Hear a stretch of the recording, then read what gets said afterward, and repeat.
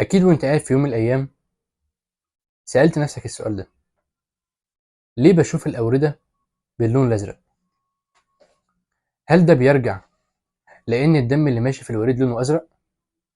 ولا لأن الأوردة أصلا لونها أزرق؟ ولا ده عشان إيه بالظبط؟ لو عايز تعرف تابع معايا.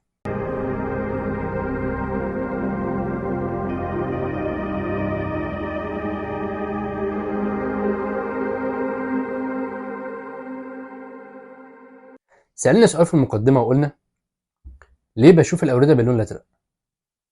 بس قبل ما أجاوبك على السؤال ده لازم الأول نعرف إيه هو الدم الوريدي. الدم الوريدي دم غير مؤكسد. يعني إيه دم غير مؤكسد؟ يعني دم مفيش فيه أكسجين. طيب، كلنا عارفين إن الدم بيمشي فيه دايرة مغلقة، بتبتدي من القلب، بعد كده بيروح إلى الشريان أو الأرتري، بعد كده يعدي على الكابيلاري أو الشعيرات الدموية، بعد كده إلى الأوردة أو الفين ويرجع تاني للقلب. في صورة ظهرت دلوقتي بتوضح الشريان أو الأرتري باللون الأحمر، والفين أو الوريد ظاهر باللون الأزرق، وبينهم شبكة من الشعيرات الدموية أو الكابيلاري. نرجع بقى لموضوعنا، هو الدم الوريدي.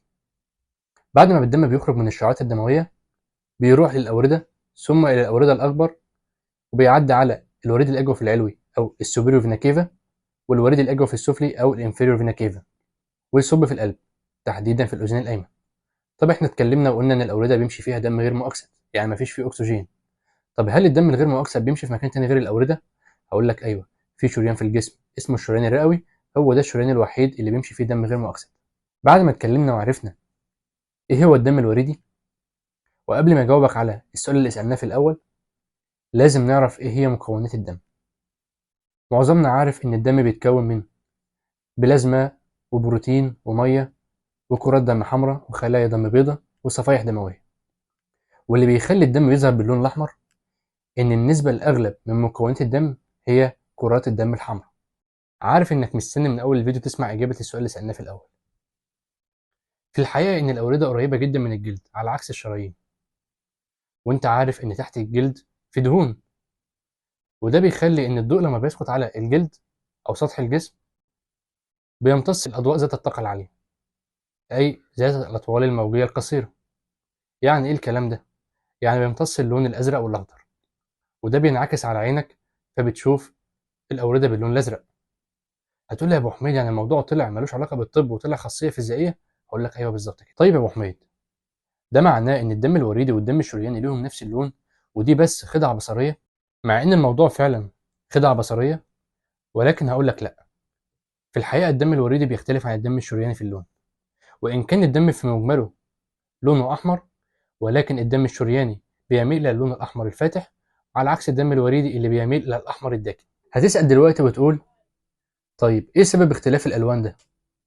هقول لك بكل بساطة إن الدم الشرياني دم مؤكسد، لكن الدم الوريدي دم غير مؤكسد، وإحنا شرحنا وقلنا قبل كده إن الدم الغير مؤكسد يعني مفيش فيه أكسجين، وبالتالي الدم المؤكسد يعني دم فيه أكسجين.